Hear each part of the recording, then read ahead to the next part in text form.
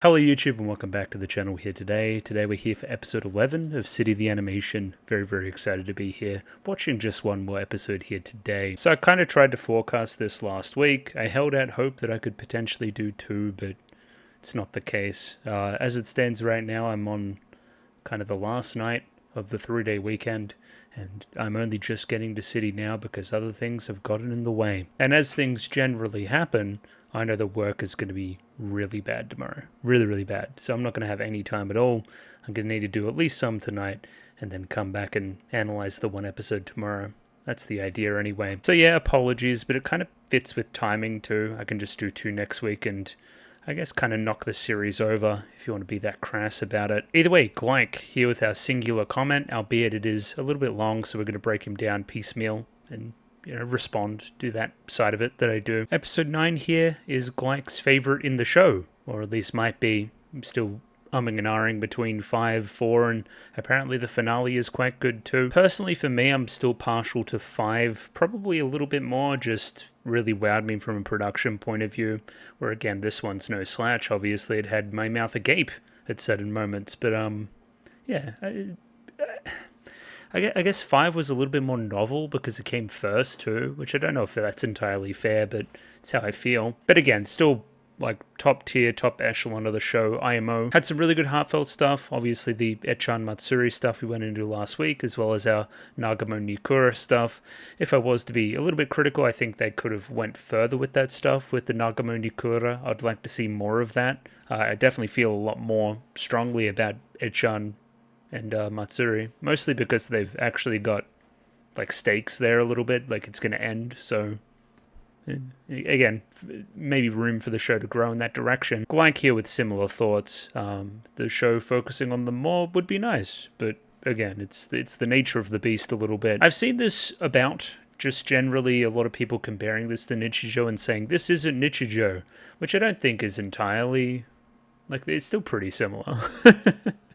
I guess the heartfelt stuff is the point of difference. You don't really see much of that in Nichijou. There's a little bit with Nano and Hakase, a little bit, but maybe that's even pushing it. And what the hell is Yokohama shopping log? What is that? Oh yes, Yokohama Kaidashi Kiko. I never knew the actual name for that, sure.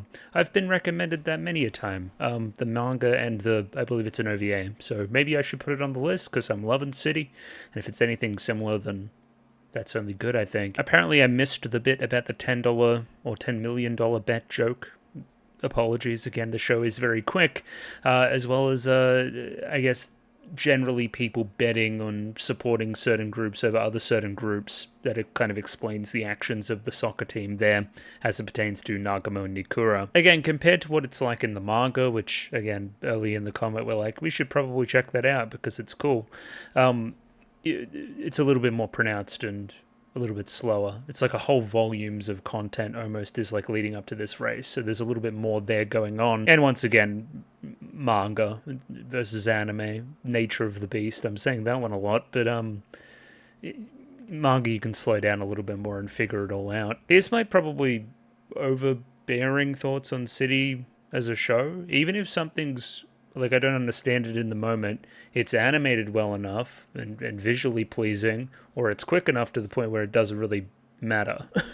Like we're just on to the next thing, which is good. So like it's a volume, like the volume of the show there and its amount of jokes is beneficial in that regard. Now episode 10, it was weaker, but I don't know if I'd classify any episode in City as my least favorite. I don't know, I had a good time, it was good. And this was interesting too, I remember reading this before. Hang on, heart the comment too. That bit at the end, the bit after the credits with Tatewaku and Riku Izumi, apparently that was like actual content. It wasn't like a joke bit in the manga. That's insane to me. So there's like whole swaths of content there that is just like Tatewaku and Riku Izumi and those two characters together, and we don't really get the whole City interconnected thing going on. If that's the case, I completely understand why they adapted it this way. That would be such an outlier from the rest of the show. It really would be. Especially considering the ending there seems pretty, like, it doesn't really continue on. Like, I guess they like each other a little bit more there. Listen, if we're going to talk about adaptation and like really faithful adaptations versus other not so faithful adaptations and what they should do, I've been on both sides. I think it's working here from my perspective. Put it that way. Like, I thought the bit they did was really meta and really funny. So I liked it. I'm putting my hands up on that one. Either way, we'll leave that there for now, and we'll jump over to the Patreon and give them a shout out. So yes, Patreon, it's linked in the description below. $6 a month gets you episodes 1 week early. If you want to see the finale of City, it'll be up there ready to go. $6. Yeah, the world's your oyster, I guess. Many people have accessed it, such as AJ, Akomancer, Bananarama Hamadama-sama, Bisa, Capella, Chobo Ribby, Dapper Dwarf, Ed, Fancy Question Mark, Fleur Nightingale, Fruit, Glorina Tenebrae, Glyke, Hans Peter, Ika, Yako Yavnen, Jami Boo, Joran, Kasogtha, Clem, Kot Begemot, Lick H, Lou, Master Detective, Mickey Babbers, Miru, Mistake L. Chen, Molly Weinberger, Mr. Maniacs, Nailu, Parnik, Pencil Sharp 333, Pointed Snowdrop, Runlad B&K, St. Lily, Sal, Sam1373, Skeleton, Tentacle Member, Waifu Overdose, Without a Net, Kelvin, Binshi, Gus N, Nosta, Voodoo Chili, and Aussie. Thank you to everybody for giving me money. I enjoy the money. And yeah, City, it's a show. It's one that I don't really set up all that much. So I guess we're diving into episode 11. I don't believe we had anything to jump off of. Just more City, more shenanigans. Let's go. Radio episode 11 of City the Animation up there ready to go. 29 minutes and 32 seconds on this one, so sync up accordingly with your own copy. Good thing I'm doing this as a one-off. Jeez, these things are getting long. Either way, Amazon subs, picture in picture in the description below. Let's give this thing a 3, 2, 1. Radio, 3, 2, 1, go. What do you do first thing in the morning? I am Nikura. Absolutely. Who's making the video? I would. I would. What it? That's very that's like Kana Day from Hibike. Throwing them punches. Derpy.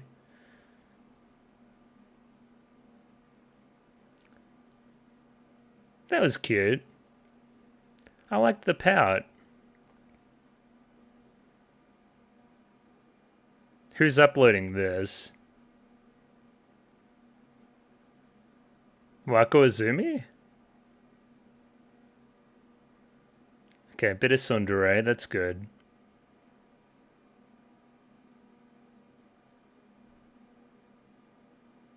What? Oh, it's even worse.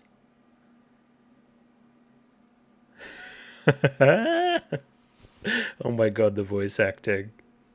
I didn't expect her to be doing it herself. That's very embarrassing. Oh my god.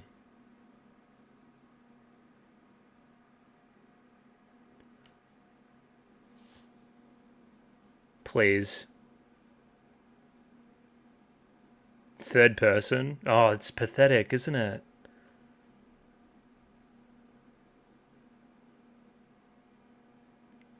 What if somebody sees you doing this?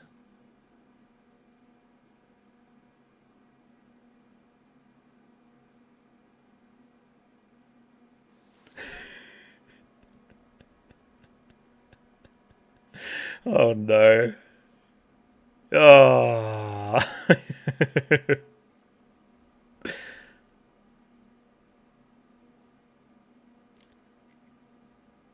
Did I mention my favorite voice actress? Like 100%. Like, what do you even say? Like, I'm with you. 100%.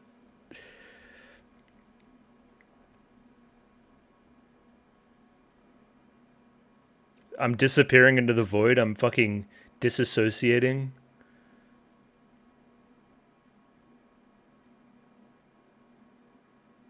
Yeah, but for what?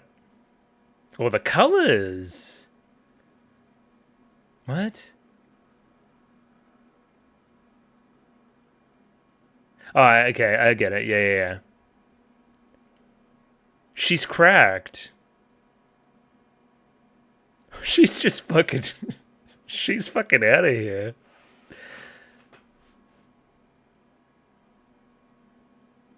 Oh, how many are there?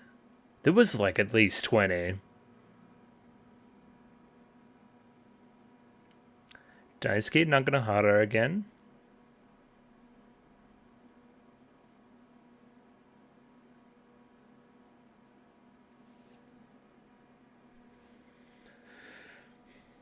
Okay. Bonjour. What? Oh, yeah. Oh, of course. 100%. Yeah. Bonjour indeed. Yeah. What are these two dudes doing? Wait, what? Are we gonna do more there, or is that... Okay, I think that's it. Wait, you guys didn't know? I don't think you guys knew. That's very funny. Is that Shawshank Redemption? Oh, because she's like a super fan, of course.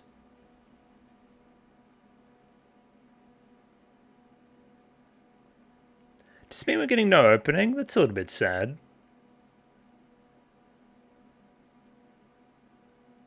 Very cute.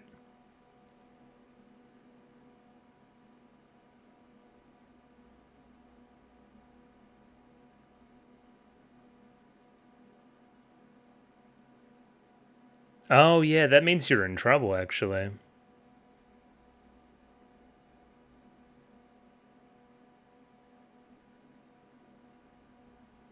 Well, I mean, you're in the magazine too. You could drop your spot. Countless awards, you say? 10 million copies. Holy. That seemed familiar, actually. I'll be looking at that.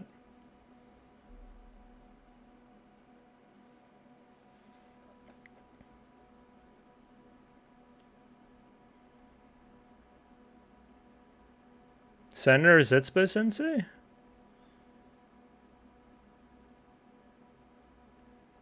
No, now's not the time for the references.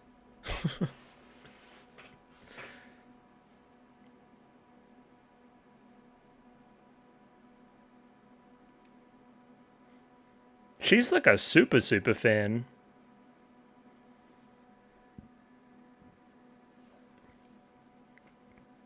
They're not just... That's quite good too, by the way. He's like a Dogiza Roomba.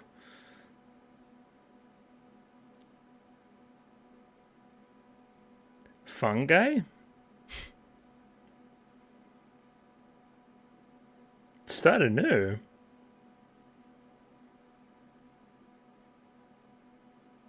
Yeah, I'm getting fired.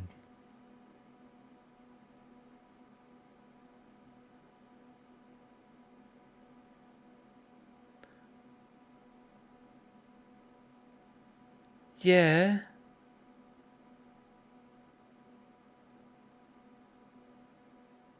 You reckon? I don't feel like you understand the industry very well.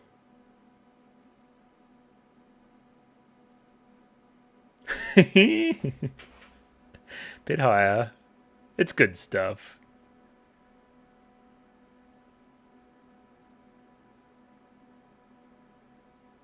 The sound effect work there is really good too.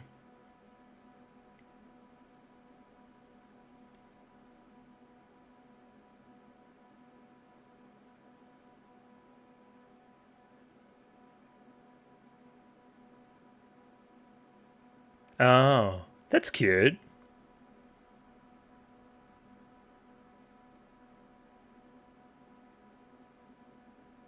Help? Okay, there still may be hope.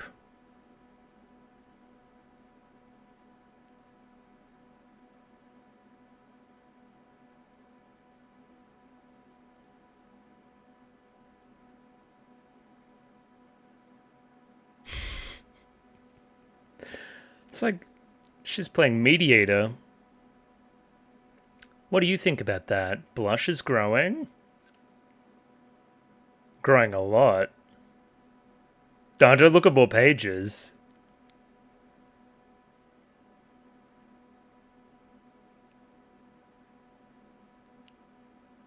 The voice. Fantastic.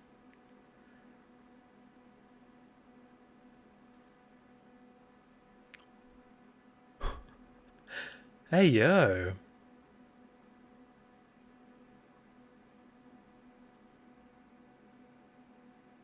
Three?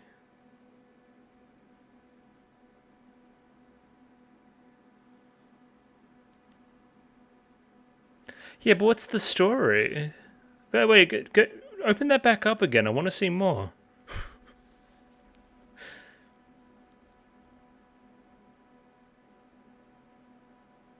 It can't really be in our magazine. It's got big cocks in it. Or just cocks in general, I don't really know.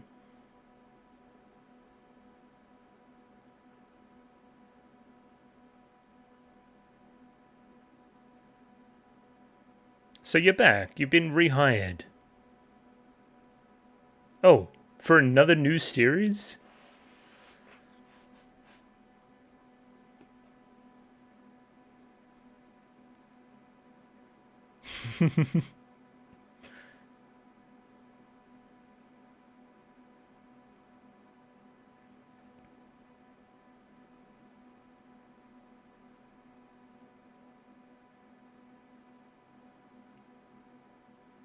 I was gonna say this stuff's really good with her like inhabiting the personality traits of either character. And like some of the character design like elements. Also she's fucking Goku? How the fuck did she do that?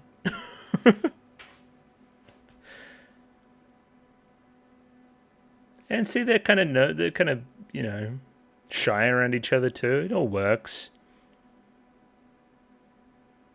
But you're still after this damn thing?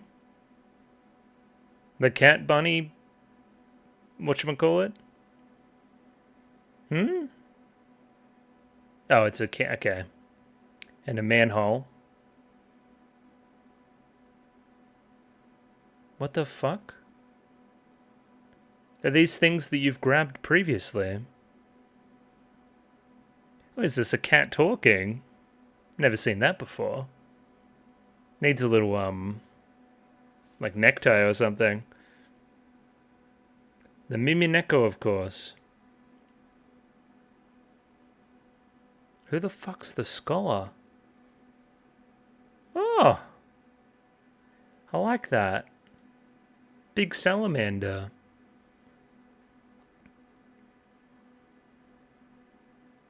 He's a criminal.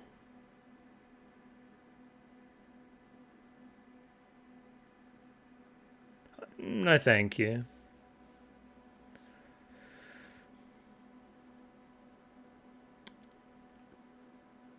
No, you're part of the city. You need to be here.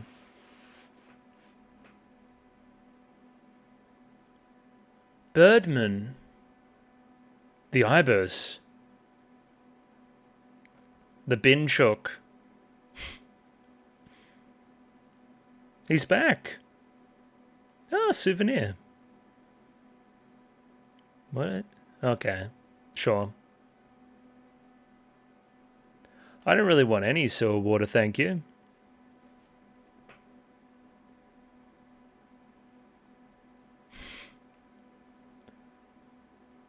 Oh.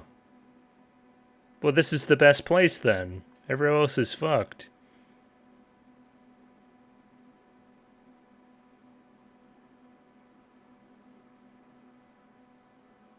Sick.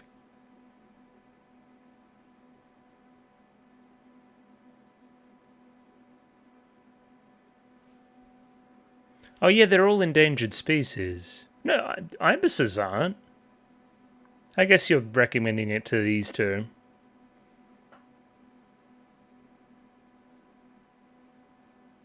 Oh.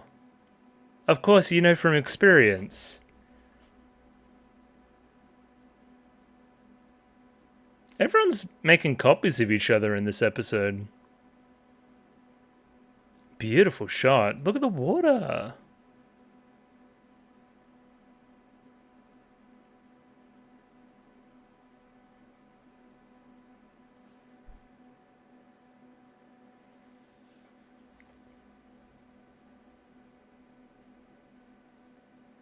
Who? The Japanese wolf.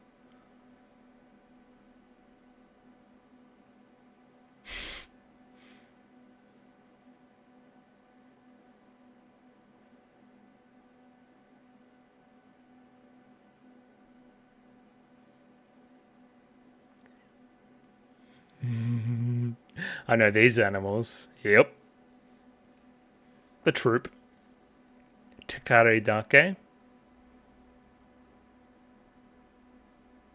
You've already been caught by a psycho.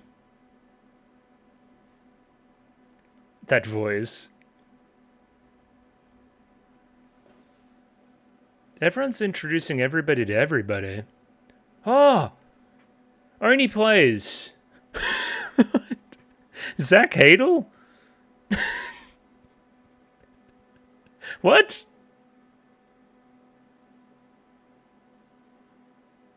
Oh, am I being punked? What is happening? I'm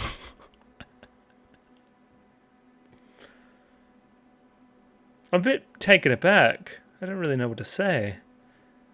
What would I call that thing? Really? Nothing is safe for that creature. Well, that's too true. What the fuck? Sure, man. Whatever. We're here. Oh, our shogi.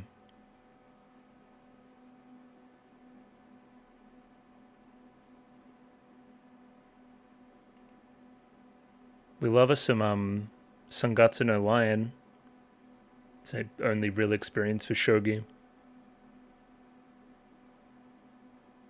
The broadcasts are pretty dry.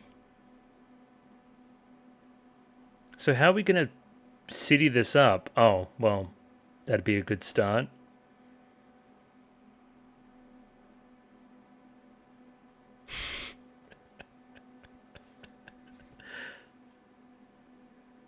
I guess you could. Well, it you know, took me off guard. Why do they have... Okay, the car. But why do they have, like heart monitors? What was like a lying test? What was that? Giant porn? You can't do that. No, they don't combine. What the fuck? Wide.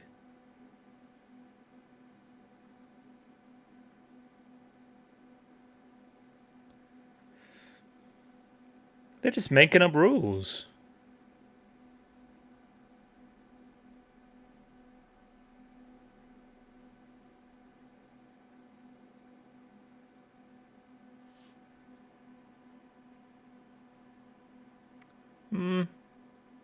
Little bit. He has something up his sleeve, literally.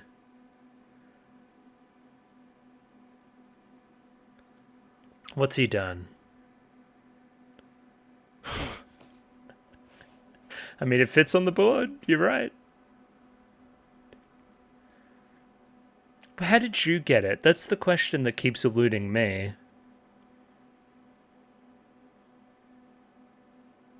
What do you mean normally?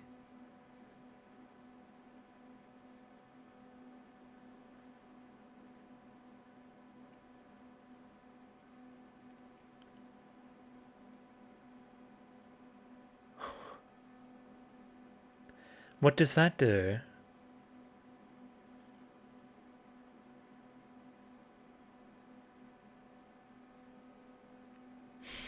I think it's time for a fucking earthquake. It's that shaking the board.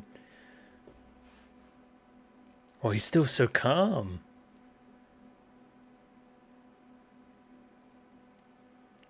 Checks up his sleeve again.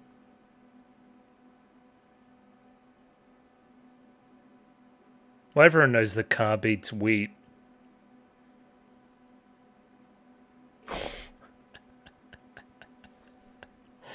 Promoted. Yeah, like turned it into a wheel. They like fused.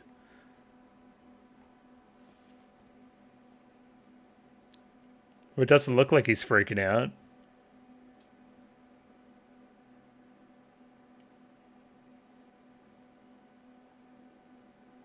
The double twisted bishop.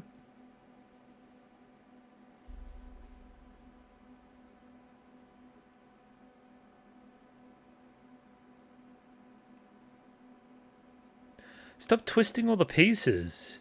How the fuck are you doing that?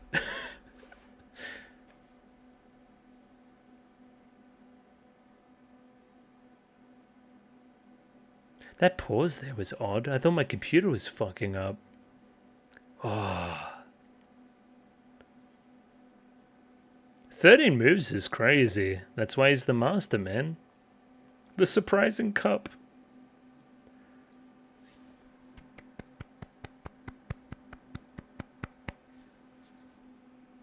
Thank you for your commentary. I would watch more of like bullshit made up shogi. That was very funny. What do we do? Who is editing this? Nagumon. Of course. Mambo number 5. Why would Mambo number 5 be the song of choice?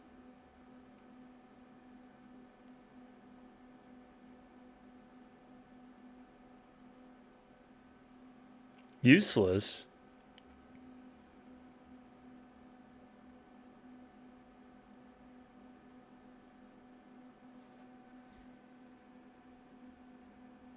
Probably.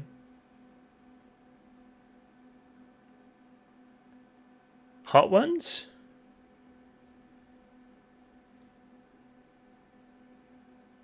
The show with hot questions and even hotter wings?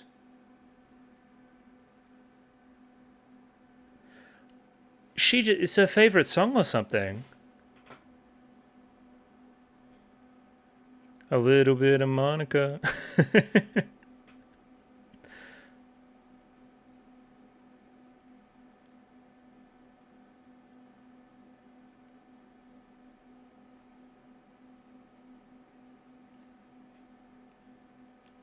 She has one move and she spams it.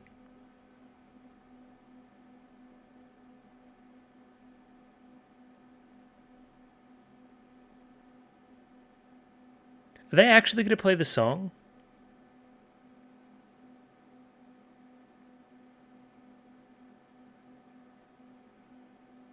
What is this video? What happens?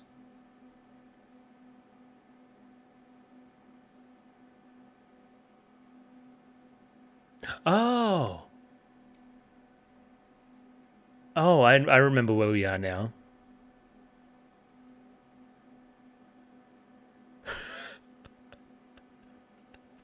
What was that mode?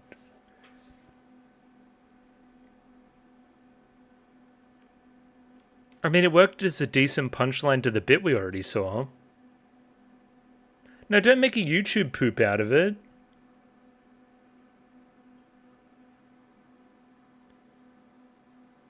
Has this been working, this strategy?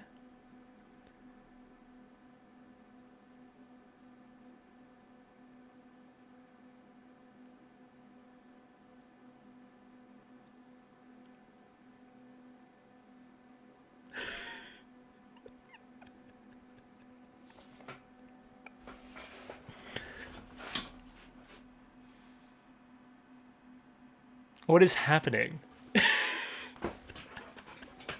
Oh, hell no. Huh? No, don't think about it.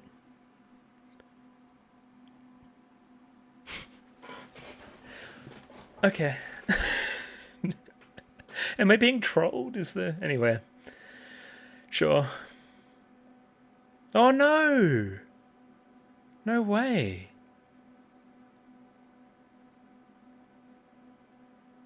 No!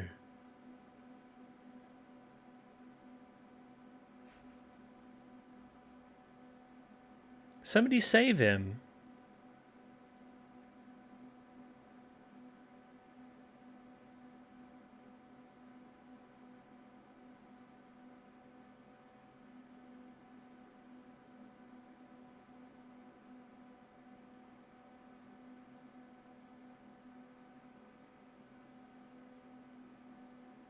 Hang on, I thought he was shutting down. No, he's fine. He's just selling his fucking crap. Alright, we're saved. Easy.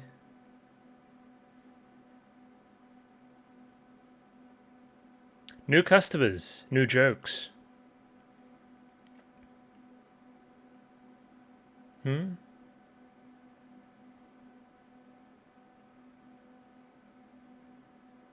must have been the team that the eldest brother played for.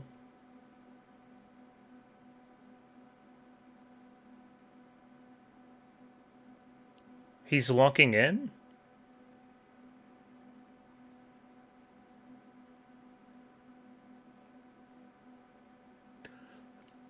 He's a magician? I was right, it was the team that he played for too. Okay.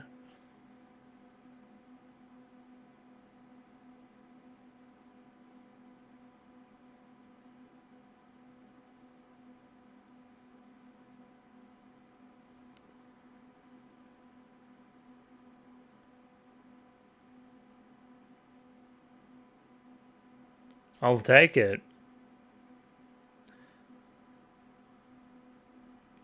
It looks like a guitar pick almost. Well, somebody was a musician, I remember, on the back of a magazine. Looks like a pick.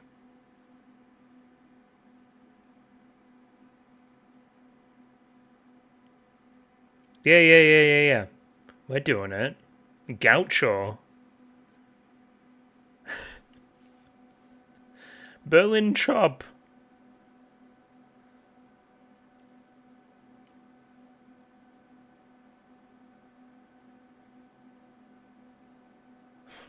He got all scratched up by the Mimineko.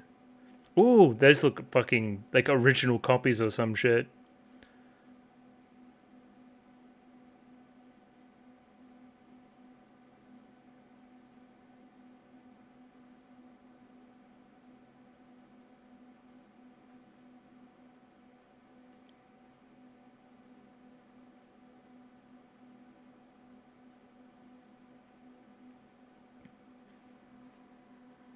A tale as old as time, eh?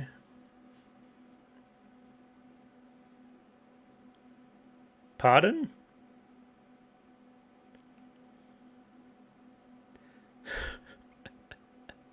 What?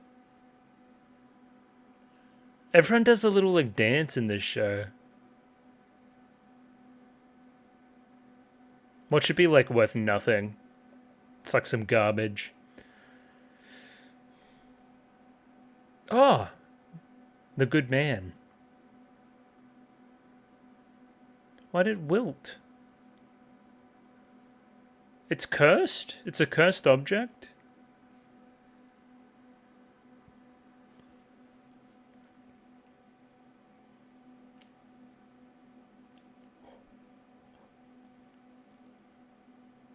We wrote a little haiku about it. What do you mean minus? Minus never works. What are you talking about? Minus isn't how that happens.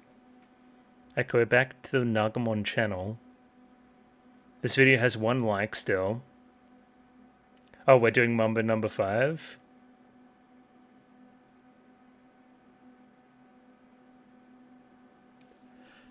I'm fascinated by how the copyright's working here. Because that's the melody. Or at least very close.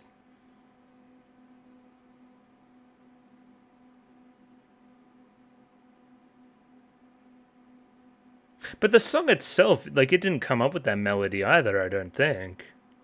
Anyway, it's so random in left field. Is that song even big in Japan?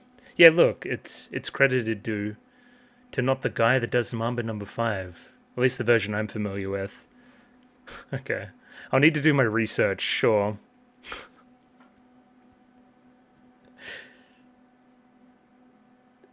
I like that this video still did, like, no numbers, too.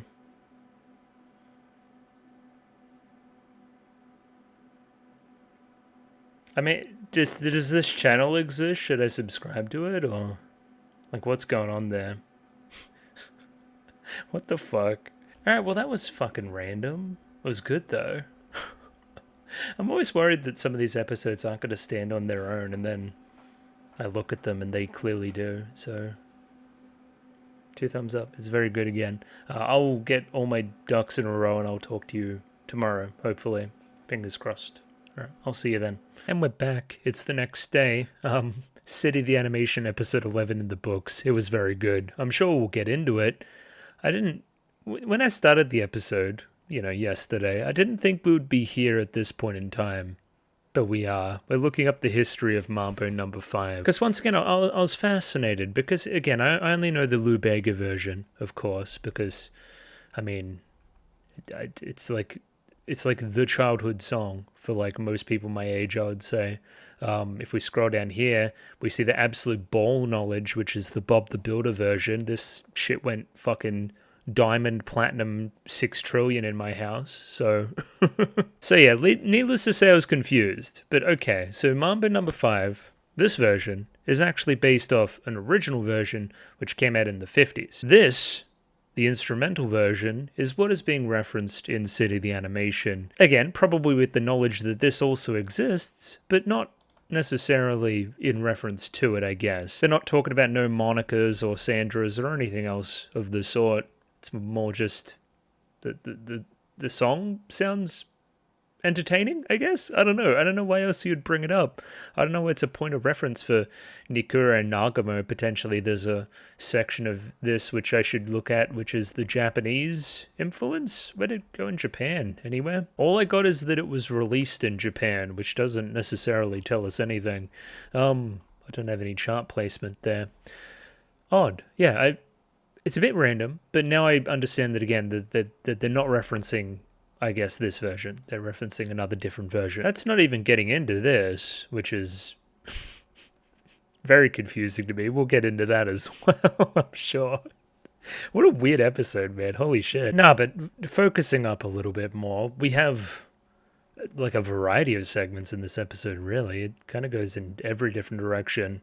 There's a couple of segments, like at least 3 now that I'm thinking about it, that are kind of about this continuing Nikura trying to get internet famous, go viral type story. We have this stuff here where, again, she's being overly cutesy and stuff to an embarrassing level, as well as the Mambo Number 5 shenanigans. And you know what, we'll chuck the ED in there as well too, why not? We have the manga duo and Wako Izumi doing her thing as well. We have the animals and their shenanigans, of course. Oh yes, the shogi game was fantastically fun. Brilliant. I maybe overstated Swelcome a touch, maybe could trim that up a little bit, but it's still quite funny. I do like I think the sell there is how serious the commentators are taking it. And then, yeah, from there we're doing the whole Mambo Number 5 shtick. Oh, yeah, then I misunderstood this segment initially, but now I understand it a little bit more. I thought he was being fired or something. I don't know. It's tough. Sometimes I'm, like, trying to do 2 or 3 things at once during a reaction, and I just miss, like, crucial information. Doesn't make for a very good viewing experience. Anyway. I do like Old Mate's, like, telepathy, though, like the other guy, where he can just, like, see where this thing has been, almost, you know? Anyway, but back to the start, we'll run through that again. Just a variety of skits. Some are off-the-wall crazy nonsense. Some are a little bit more structured. All of it's very funny. Another successful City the Animation episode. Okay, so just generally setting the scene, the punchline here is that Nikura is recording this herself, and it's meant to look like she's talking to a second person, that there's, you know, somebody asking these questions that come up on screen to her, and then she has some pretty stereotypical tsundere responses. What I like about this joke is it cuts to the I guess the base level of making content, which is that I'm speaking to nobody right now. Nobody can hear me right here in this second, right? It's kind of embarrassing. Like, think about every, like, funny TikTok you've ever seen. That shit was recorded in silence. It just was. Like, that's how these things go. Everything's a little bit embarrassing. I think where we teeter this over the edge is, again, it's a little bit like TMI almost. Like, I'm too close to you as a viewer. Like, it's almost like some waifu shit. The reason I paused on this too is I wonder if this is some new, like, tsundere technology that they've been inventing, because I saw Kanade do this in Hibike Euphonium. It's like this play fight, punch the camera type job, like obviously blushy, a little bit annoyed. Why would you ask me questions? Why would it go viral? Why would my routine do that? And then you're just kind of fending them off. Yeah, I liked it. Yeah, it's good stuff. And as with a lot of these segments, it lives and dies on the voice acting, which has been top tier once again. I don't need to keep saying the same thing every week, that this is my favorite VA in the business and that they're doing a good job, because it's going to be true every week. It's becoming redundant. Look at these, like, N64 trees in the background though. That's kind of stylish. Like, come on, you're putting it on a little bit much when you bring in this border. She doesn't realize how charming she is. Like, you're writing that about yourself? Yeah, the jail time has to be. This whole segment is just, it's actually quite brilliant. I love the cut here. The music cuts out. The pullback to reality. Oh, I was editing this the entire time. Kind of Mikura in her normal voice, just kind of saying the narration as she's typing it out, as opposed to performing it. It's all just, the veneer's broken. It's brilliant. Oh, she's even got, like, little storyboards. Oh, she's just tragic, isn't she? Once again, we're never really meeting this character, but I think it's being heavily implied that we're almost like copying a feature, or heavily inspired by a feature in this magazine that this character would be doing. So I don't know, sure. I guess pulling inspiration from somebody that's clearly much younger than you it's also a little bit embarrassing too. I mean, I won't waste your time by reiterating that this is essentially the same joke again. She wakes up in an uncompromising position, but she's already set up the camera for herself. It's the same thing as all those kind of morning routine, wake up with me type influences as well. They've set up a camera before they hop out of bed. Like, it's not real, it's performative. You have to understand. I think a few of these get lost in translation a little bit. So the pure embarrassment and cringe of something like Hap Morn is, you know, the moe of it all is a little bit lost for me. But I'm imagining that's where we're pulling from, something that's just, like, embarrassingly cutesy. Referring to herself in the third person too, it's all just really not good. And then, I mean, it's the most predictable punchline of all time, but it's a really good punchline. Just somebody happens upon somebody doing something strange or, you know, embarrassing. I mean, Kaguya-sama does it like 5 times an episode sometimes, and it just hits every single time. It's always good. I do sometimes, again, wonder how IP works. Can we say Sanrio? Can we? We're saying it, so I guess we can, but I don't know. Maybe look up, like, parent companies. I don't know. Am I, like, being weird about this? Because I guess things that aren't Disney can say Disney. Yeah, I think I'm just being weird about it. I don't know. Yeah, just don't see it all that often. By seeing this in the background too, I half expected Wako Izumi to pop out and take some pictures as well of the ensuing chaos, but no, that did not happen. The Nagamo-sans here are very, very, very funny, just, like, pleading with her to try and understand. A lot of the color work's really good too. Obviously, like, panicked exaggeration gone across here quite well, as well as Nagamo bringing out the acrobatics, which again she does not all the time now. It's, like, you know, something she keeps kind of hidden.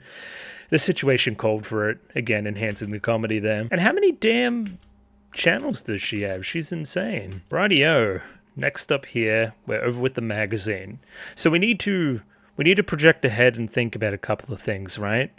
If Naganohara Daisuke is back as a mangaka, that means the other guy's been cut again, which was kind of the premise, like, fucking 8 episodes ago. So you got to remember that. Then, of course, you got to remember Naganohara Daisuke as well. Naganohara being the most important part there. Of course, Mio from Nichijou. It's a BL manga, everybody. It's something a little bit, you know.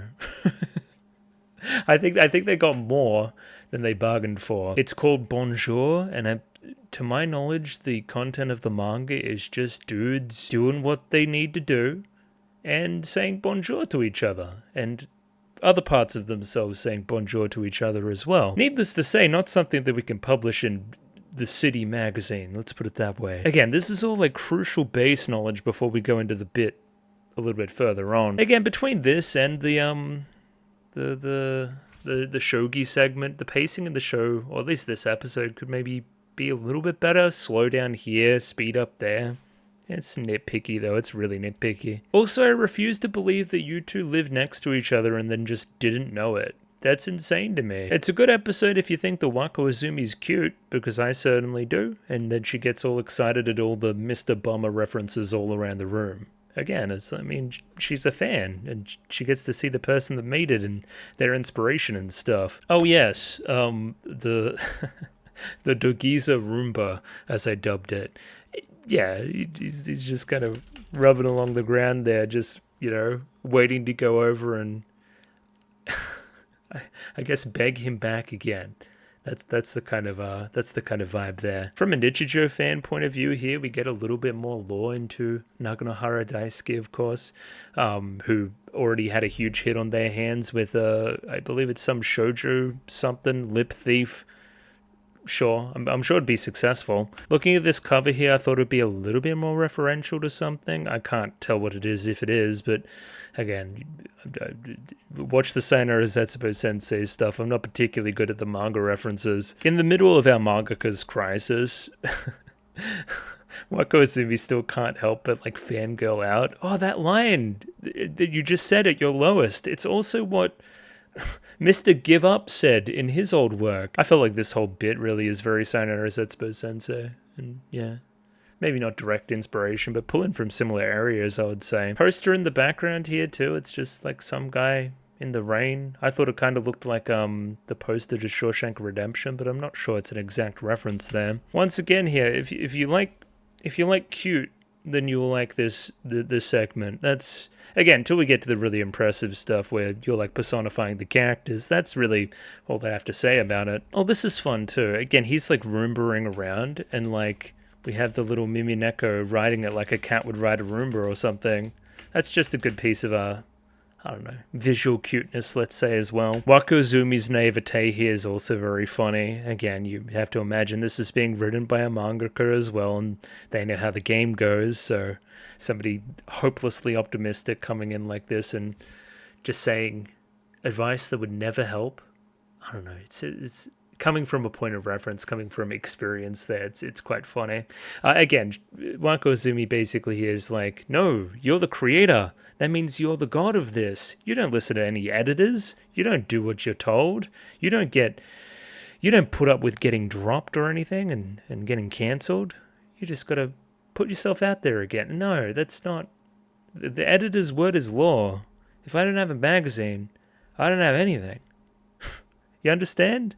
No. Here's the thing about the creative arts, right? You're very replaceable until you at that top echelon, right?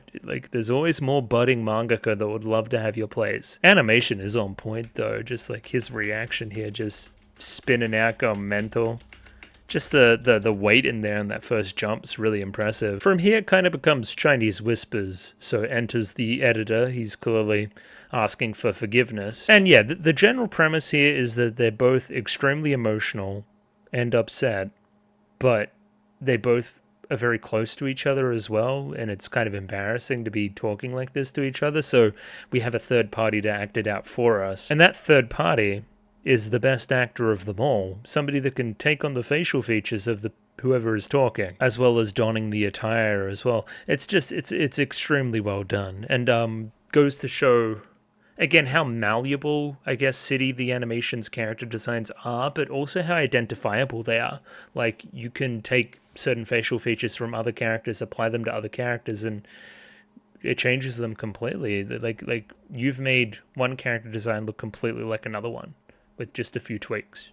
Again, just they know what they're doing, man. Wako Izumi also reads the BL and gets a little bit embarrassed at the content. Now, I wanted to look up a voice actor here because these guys sound very familiar. I don't know if I'm dumb, I can't find the voice anywhere. I just want to confirm. Anyway, if anybody knows the voices for these two characters, please let me know. They sound awfully familiar. It's also a period piece too, which is quite odd, as Wako Izumi just flies into insanity here. So yeah, now the whole predicament is laid out bare, pardon the pun. Yeah, we can't obviously publish this. It's 18 and up. We're not an 18 and up magazine. Therefore, we need to start a new series that can replace the slot that would have been Naganohara Daisuke's. This is when Wako Izumi shows off her Warlockian superpowers too, where she's just teleporting across the room and being both characters at the same time. Like, how the fuck is she doing this, man? Like, she's insane. Like, she shook hands with herself. How? Anyway, it's also really cute because these guys want to say these words, but they can't to each other, and she allowed them to do so, and they both just shyly nod at the very end. It's a great little kind of bow on the bit. Next up here we have the Mimineko. First we have Nagamo chasing it down, obviously wanting the prize money again, not being overly successful. Then we go down to what I can only imagine is the Mimineko's little hideout, where we've got a globe and a mirror and a few knickknacks here and there, before meeting up with the scholar himself. Little giant salamander, a special protected species, of course. So these two are kindred spirits. They're both kind of endangered, the Mimineko and the giant salamander here. So they've both just been kind of chilling and hiding out and found a mutual kind of respect for each other in doing so, and proceed to have a bit of a conversation about the city that they're in. This whole thing's about the bounty put on the Mimineko's head as well. As we learn later, this is just one of Tanabe's bounties, which means it doesn't ultimately super important. Like, they're just going to visualize you and see that you exist and then, you know, leave you. They're not going to do anything. Which again makes this city a little bit more safe relative to other cities. And for the record, all this kind of stuff with the animals and whatnot, it's all just adorable. I like Takari Dake's kind of troop getting involved here too. Like, I don't know, it's part of the charm of the show having all these little animal sidekicks all over the place too. And I like that they have their own little segment to shine. It's nice. So the ibis has been around the world and has seen many other cities, and now says that the city is the best that he's seen. It's the safest place. It may seem like you're constantly under the pump from, you know, getting stolen and taken and hunted and whatnot. It's way better than anywhere else, man. Like, this looks like fucking like Symphogear footage or something. It's insane. God. Poor ibis. Of course, the Tsuchinoko here can attest to the whole Tanabe getting found thing firsthand. We saw that happen during the episode 5 when everybody's coming together for the awards and whatnot. Yeah, we saw the soccer team take it over, and obviously he's still here. Tanabe let it go. Yeah, they just really want to see you once. Everybody can make copies of themselves in this episode too, man. It's kind of crazy. And yeah, I mean, I feel like I'm just repeating myself, but these colors, again, are fucking awesome. Like, look at the lighting. It's how cool. Also, Tanabe's cute. Put it on the Tanabe cute counter, which I've been keeping in my own head apparently. This whole exchange incurs the jealousy and the rage of the Takari Dake troop. Again, we wish we got caught. We wish we didn't have to do what we do now. We wish that we weren't caught up in all that shit. You guys got it easy. And then, yeah, like, they want to introduce this guy, because if the city's safe, it'd be safe for this little freak too. Nobody knows what this thing is. I know what it is. Anyway, we're leaving that bit in the past. And yeah, for this thing and this thing alone, this city itself is not safe either. It stands as an outlier. It'll never have any friends. It's on site for whatever that freak is. Anyway, weird ending to the bit, but it made me laugh in the reaction, I'll give you that. Okay, next up. Shogi bit. So my experience here is watching Sangatsu no Lion, which is about shogi, and also has various broadcasts of it being played as well. So I know part of the joke is that these things are generally very, very dry, monotone, like golf commentary, you know. They're not they're not like shoutcasting it. They're just kind of watching along and enjoying the art of the game rather than, again, building hype moments and whatever else. This kind of cadence and this kind of like timbre to the commentary being applied to City's ridiculousness is inherently funny. There's a mismatch there that makes it good. It makes me laugh. Like Tani and Mori here are just stars, and they absolutely nail their monotone, which is their major role. Even when it does get exciting, they never really break out of a kind of normal speaking voice. They're just always there, you know? And I mean, it starts immediately. We're just replacing pieces with food and making bigger pieces and twisting them, and it just really comes down to how creative you can be and what you can pull out of your ass to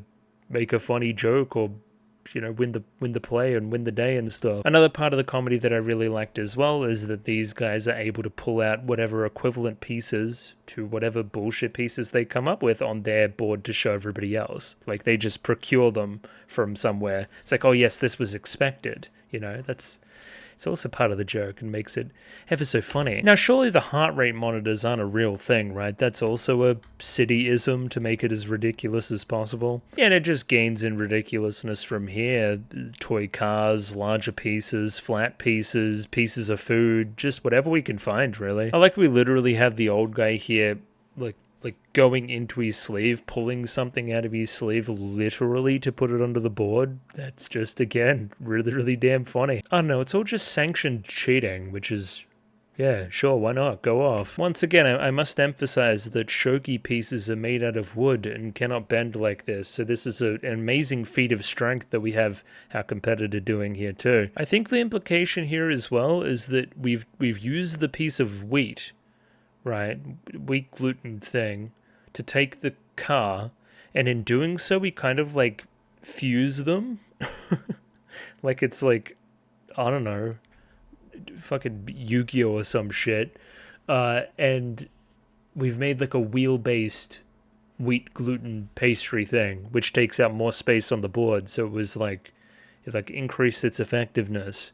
It's all just very creative. If I was to be critical, there isn't really a build to it from here, really. It just, a few more random things happen, and then he just loses. I guess he was on the back foot because he stopped coming up with new things to pull out. He kind of did the same move twice, and I don't know, I guess he was panicking and just forfeit. I do wish there was a little bit more of a build there. That would be nice. I guess that's why it's the surprising cup championship, of course. You need to, kind of needs to remain surprising. It's like part of the job, you know. I wouldn't mind seeing that played again. I feel like having different characters do that same shogi bit where they need to come up with like bullshit moves could be quite funny. I don't know, get Wako Izumi in there. She's quite creative. Get Nagamo in there, get her struggling. Speaking of Nagamo, we're back with Nikura and Nagamo and trying to go viral. Anyway, we have like a funny gag video of Nagamo getting punched by the Mimineko, right? And we just need to edit it to some Mambo number 5.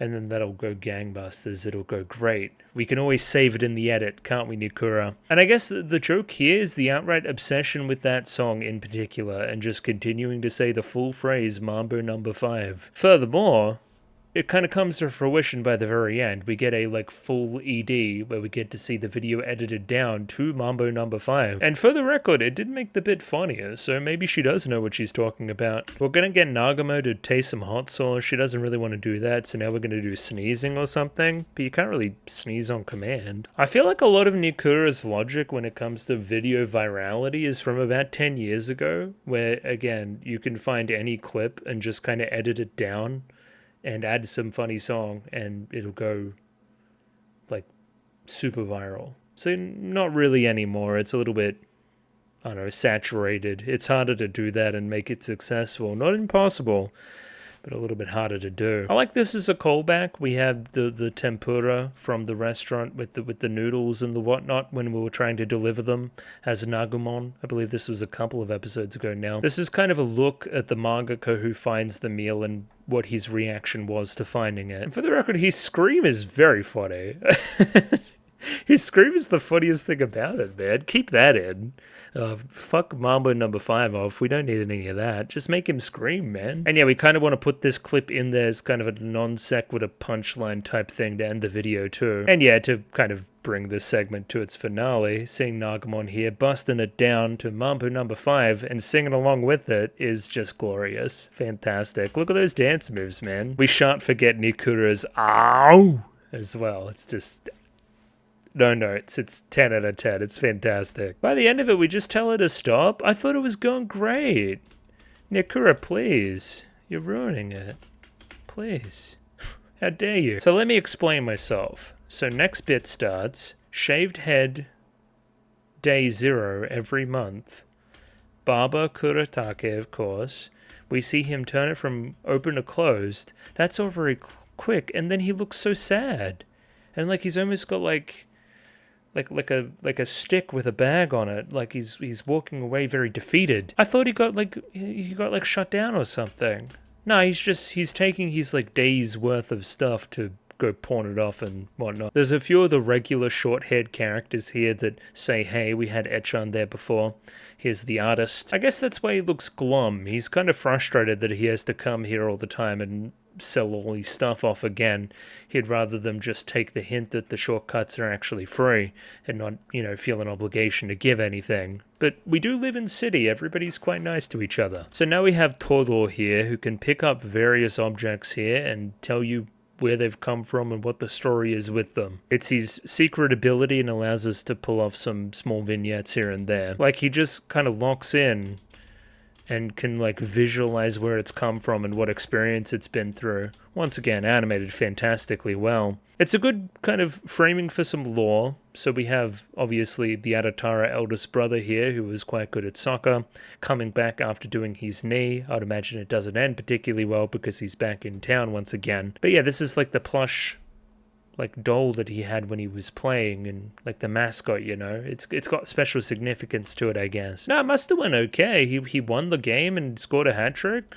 Yo, he's cracked. Let's go. And using every opportunity here to promote the family business. Like a good son. Very, very well done. Anyway, because he can see the value in all of these things and the significance, he says that this is worth 50,000 yen. This is worth 20,000 yen. Everything's worth exorbitant amounts of money, again, before subverting it with the cursed object at the very end. Next up here, we have a buzz-cutted kid from the soccer team who has a guitar pick, which we look at, and my mind was firing here. I'm like, okay, I know that there's like a rock star character or something, and yeah, that's who we're referencing. I believe it's a brother of theirs. Of course, One Man Tour, the Gaucho, Berlin Chop. Or maybe it's not a brother, maybe it's the same guy, because then he loses all these locks and he's the bald guy. Or it's a wig? Yeah, it's a wig. Sure, that's eluding me, but whatever. I'm not sure I've really met this character all that much. Next up here we have like Proto Mr. Bummer or something, but it's like even older. So this is like the chief editor again, right? Because he's older. This is clearly well into the past, and like he normally drops off like rare manga from back in the day. I think that's the gist. I don't know. Millennium Kingdom Sensei is what we say.